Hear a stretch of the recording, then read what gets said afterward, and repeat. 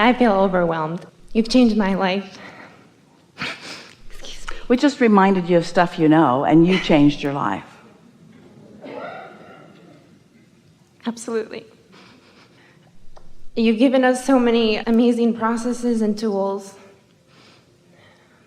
to better ourselves and to flow with our inner being. Which is the same statement, to be who we really are. Inner being, aligned. Yes, absolutely. Because this bettering of yourself isn't something that stays forever. It either is or it isn't in the moment, depending upon what your thoughts are. But what you're talking about is developing better and better of habits to hold yourself more consistently in that power. That's what you're talking about. It's like practicing the muscle. Yes. So why don't I want to work out? And what I mean by that is I have so much resistance to use these tools and these processes, even though I have seen the wonderful things that it has brought to my life when I am consistent and I don't have that discipline. Let us make this simpler for you, because you're not alone in that, because it's a lot to digest, and what we're really asking you to do is to take everything that you've lived and now just do it a little differently. And that's a lot to ask of anybody, because you've got patterns and habits, and you've also got law of attraction compounding those patterns and habits. So give yourself a break. But there is something that you could consider, because we have found an easier way of talking about it. We talked about it already, which is, rather than working so hard to move up the emotional scale, just find yourself in satisfaction and identify it and isolate it and know what the feeling feels like, and then let that be your sort of standard of what you're reaching for.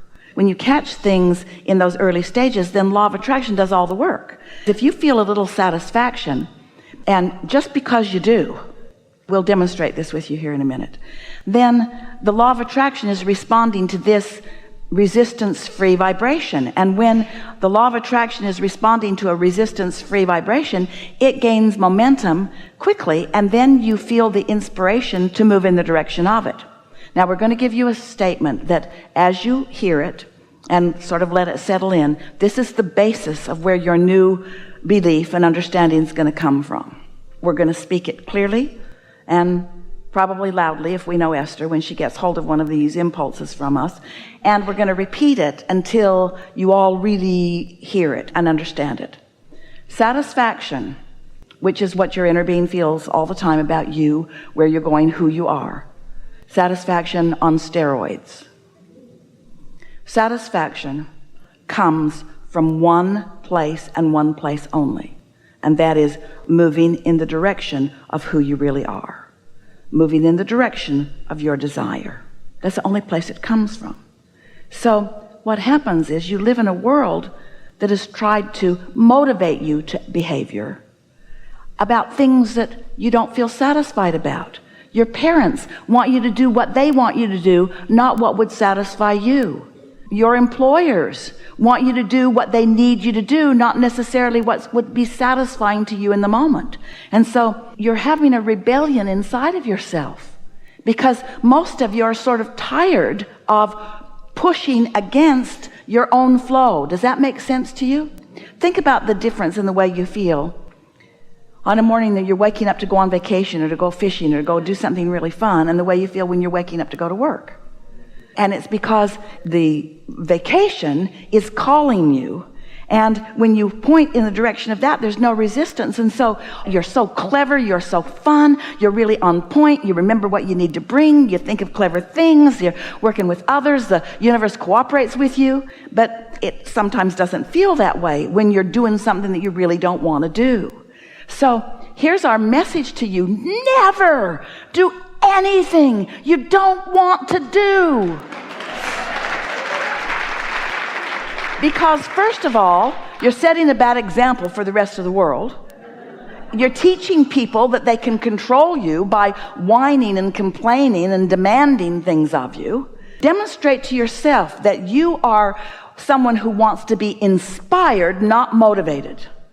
So you got to stop trying to motivate yourself. You don't like it when people try to boss you around. When somebody tells you that you need to do something, you don't want to do it. People who know you know that you're stubborn that way. And so this is the same thing. You got to understand that about yourself. You can't demand of yourself. You can't motivate yourself. You've got to let yourself be inspired, which means you got to understand these important things. You've got to understand that it's not just you with you, that you have an inner being you that is really this powerful, dominant, strongest part of you. And that inner being knows everything that you've asked for and is focused upon everything that you've asked for in a way that those cooperative components are already being gathered to that. You got to understand that there is a vibrational reality. We want so much for you to accept the realness of this that we named it the vortex, wrote 2 books about it. We want you to understand that this vibrational reality, which is the furthest expansion that you have accomplished vibrationally along with your inner being, it's vivid and it's real. It's not imaginary, although we want you to seek the image of it. It is a real vibration, and it is calling you.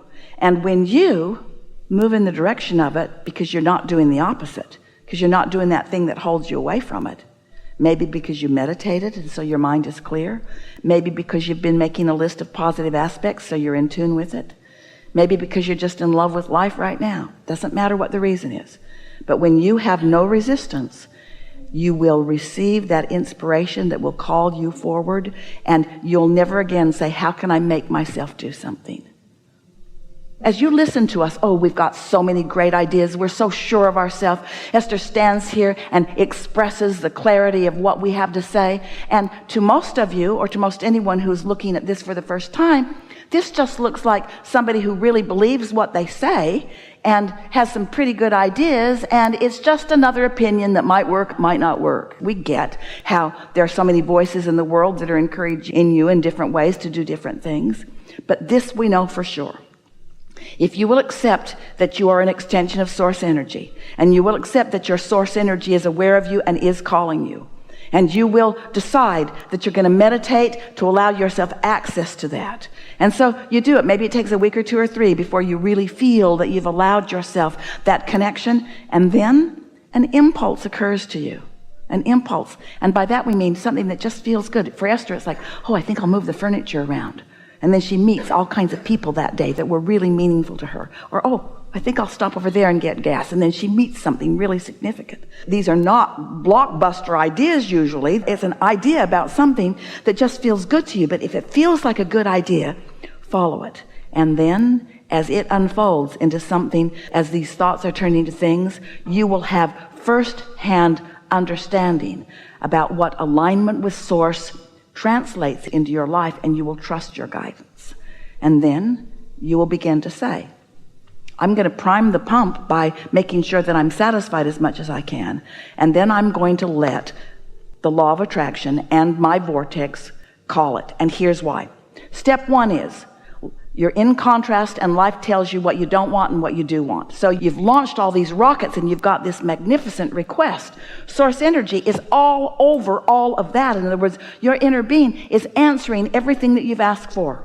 Your inner being is all over it. When you ask, it is given. We're not kidding. Someone should write a book about that. So it's done. Step 3 is you meditate and get into the receiving mode.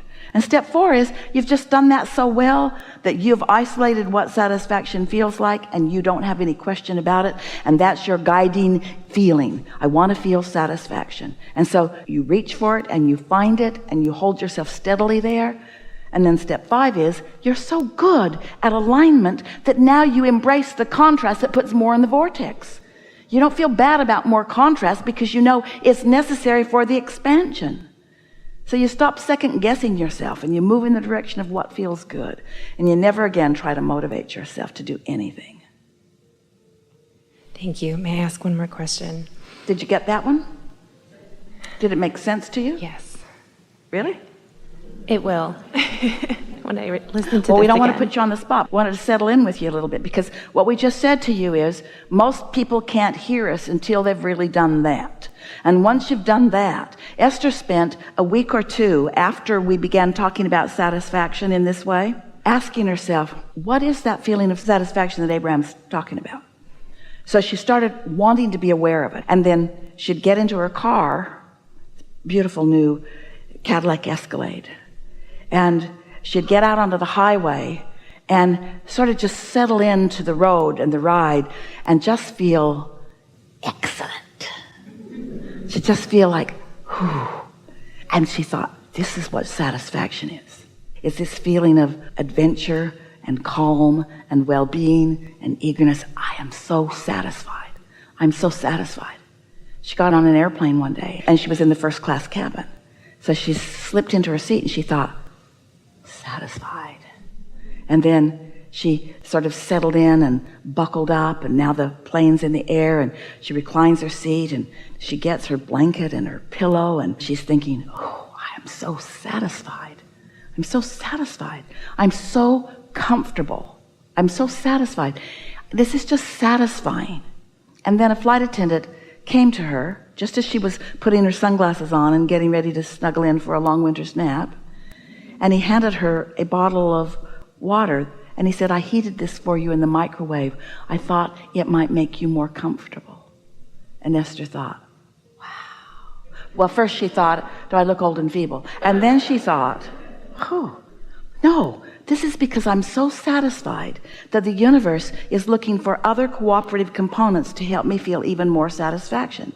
She'd be in a restaurant, slip into the booth, friends across the table, she'd look at their faces, she'd feel such love for each one of them, and she would think to herself, this is so satisfying.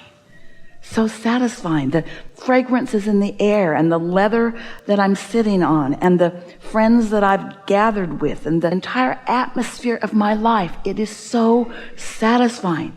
And there are plenty of times to do that, but until you start doing it, identifying it, isolating it, milking it, finding the vibrational frequency of it, now you know what you're tuning to. You see what we're getting at? So then you're satisfied, satisfied, satisfied, satisfied, satisfied. And when something's off, you feel that it's off and you don't let it get off until you establish such a substantial, chronic pattern of connection to source, to the path of least resistance, that then only cooperative components to who you really are and what you really want can come to you. And then other people look at you and they say, it's not fair. Good stuff comes to you, and mostly only good stuff comes to you, and the rest of us are out here, and you know why. It's not some crapshoot. It's not some law of averages. It's not some game of chance or luck. It's not some karmic game where you're being cursed or somebody's doing a voodoo on you. You're in complete control. And what is the control? Right here. Satisfied or not satisfied. Before I push my car down the hill, I come to my senses and I find my alignment. And when that's what you do, next time we see you, you'll say, hi, Abraham, I don't do anything I don't want to do, but there's so many things I want to do. Having such a good time. All right, now we'll hear you. That was good, by the way.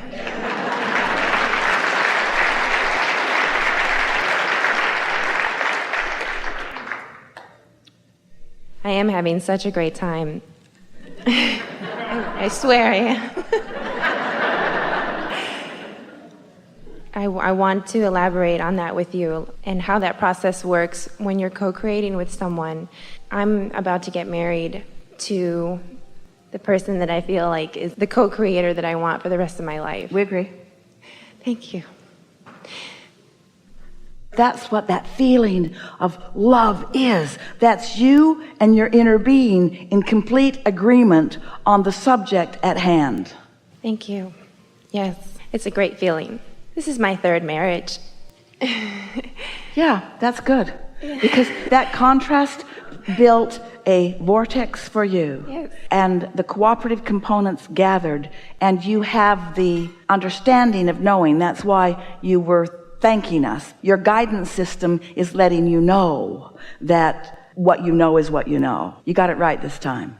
You didn't get it wrong the other times, but the other times led to this.